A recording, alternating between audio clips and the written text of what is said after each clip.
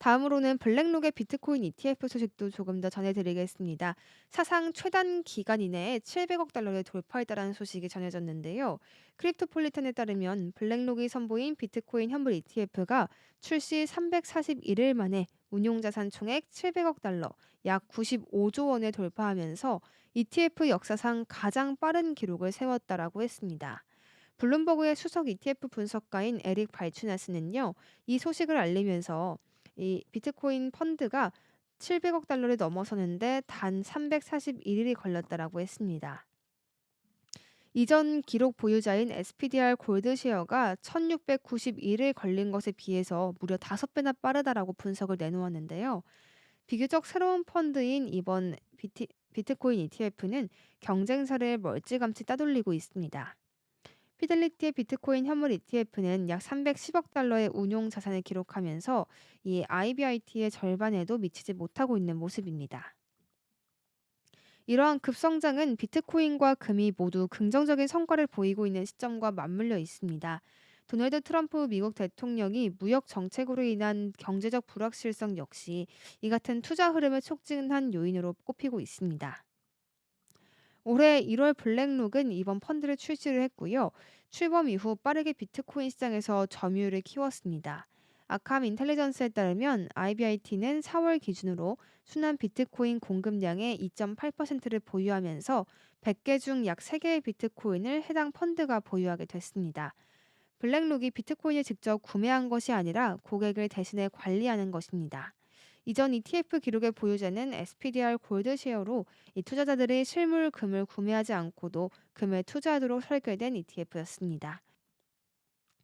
미국 의회 소식도 조금 더 보시죠. 코인텔레그래프에 따르면요. 이번 주 미국 의회에서 스테이블 코인과 디지털 자산 규제 체계를 다루는 두 개의 주요 법안이 논의를 거쳐서 중요한 단계에 도달할 예정이라고 밝혀졌습니다.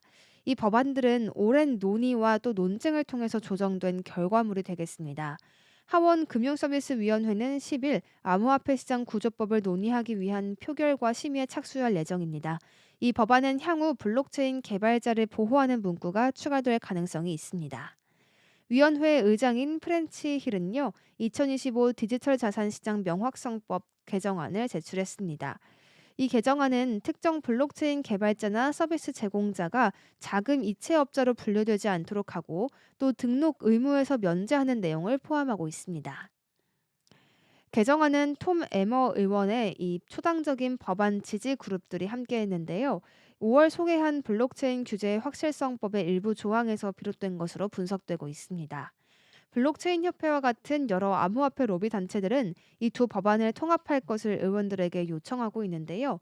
이번 화요일 표결에서는 클래리티 액트에 대한 추가 개정과 최종 법안 상정을 둘러싼 중요한 논의가 이루어질 예정입니다.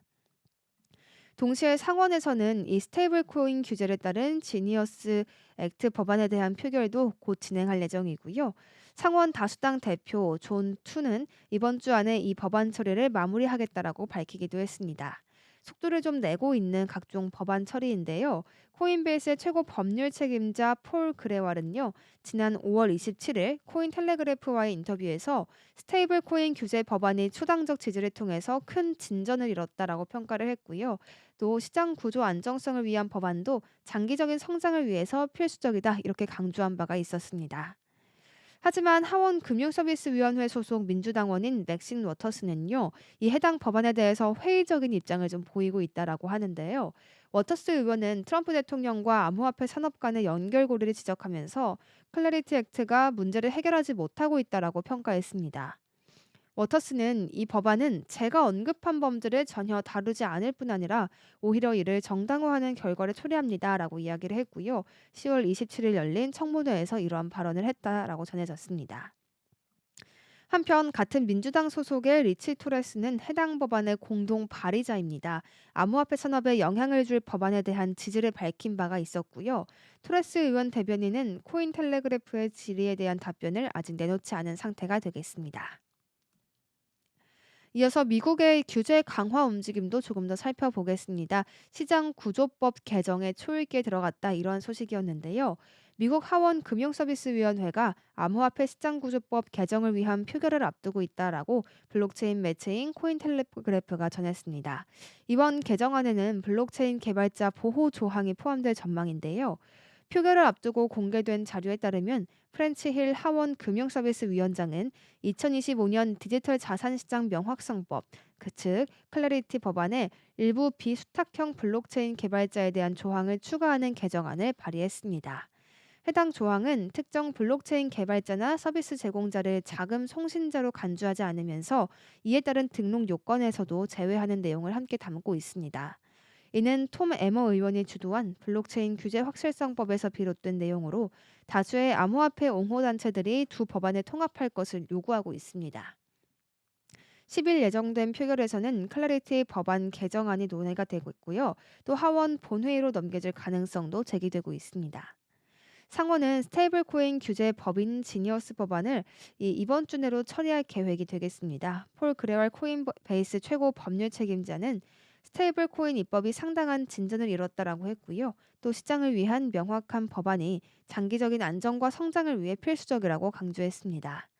민주당 의원들 사이에서는 법안에 대한 입장이 좀 엇갈리고 있습니다. 맥신 워터스 의원은 도널드 트럼프 대통령과 암호화폐 산업의 유착 의혹을 제기한 바가 있었고요. 클래리티 법안은 이러한 범죄를 다루지 않고 오히려 정당화한다라고 비판한 반면 리치 토레스 의원은 법안 공동 발의자로 참여하면서 지지 의사를 밝힌 상태가 되겠습니다. 이어서 SEC 쪽에서 이야기도 나왔는데요. 디파이 규제를 완화할 것을 추진하겠다라는 소식이었습니다. 조금 더 자세히 보겠습니다. 미국 증권거래위원회가 디파이 플랫폼에 대한 규제를 완화하는 방안을 검토 중입니다. 9일 현지 시간으로 9일에 이 코인데스크에 따르면 폴 애킨스 SEC 위원장은 소프트웨어 개발자가 만든 디파이 도구가 어떻게 활용되는지에 대해 책임을 묻는 것은 부당하다라고 발언했습니다. 보도에 따르면 SEC가 도널드 트럼프 대통령 취임 이후 진행한 다섯 번째 암호화폐 서밋에선 이 디파이 규제 완화가 주요 의제로 논의가 됐다라고 합니다. SEC는 디파이 생태계가 기존 금융 시스템과는 다른 특성을 지녔다라는 점을 인정하고 또 이를 반영한 새로운 규제 정책을 마련할 계획입니다. 에킨스 위원장은 SEC가 혁신 면제를 도입해서 디파이 플랫폼이 기존 규제 장벽 없이 시장에 진입할 수 있도록 지원할 것이라고 밝혔습니다.